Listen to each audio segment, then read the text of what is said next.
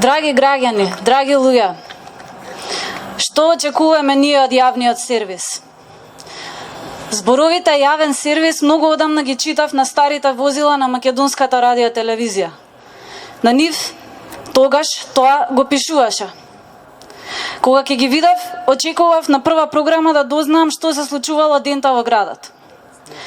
Денес телевизијата има нови возила. Ги смени и на нив повеќе не пишува јавен сервис.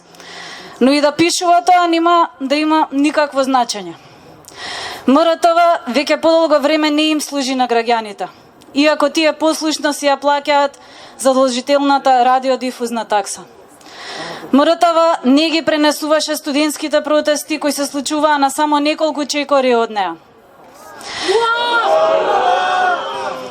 МРТВ не ги пренесува ни откривањата на јавните тајни на власта. Народски кажано, ситуација село гори, баба се чешла. Оваа поговорка за мене никогаш не била пореална од сега. Буквално вака реагира МРТВ во моменти кога граѓаните треба да знаат колку важни настани се случуваат во државата. Наместо важни информации, националната телевизија секојдневно не бомбардира со илузии и ефтина мелодрама. Серијски филмови со патриархални вредности. Историски документарци кои само дополнително пумпаат лажен патриотизам. Не труја со реклами за морално и етичко однесување, додека во исто време се лиши од истото. Ни држи лекции за родителствување. Ни држи лекции за многодетност и за здрава исхрана. Се обидува да ни влезе во кревет и во тањир, а народот нема ни за леп. Но многу е важно да знае власта дека во Македонија има многу празни тајнири, во кои сркаме само невистини. Тоа не може многу долго да трае.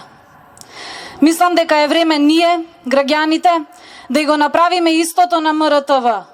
Мислам дека е време ние, заедно со новинарите, да постапиме како нив и сега ние да влеземе во оваа празна зграда, како што таа влегува во секој дел од нашите приватни животи. Ајде да ја окупираме МРТВ.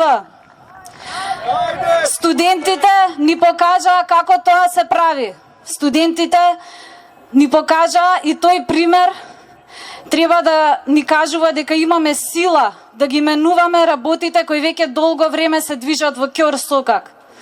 Веќе е време кутрите новинари да си ја одбранат честа и да се спротивстават на притисоците кои им се наметнати на работното место, кое е ниско платено, но е платено од нас граѓаните за да служат на нас, а не на партизирани владеачи.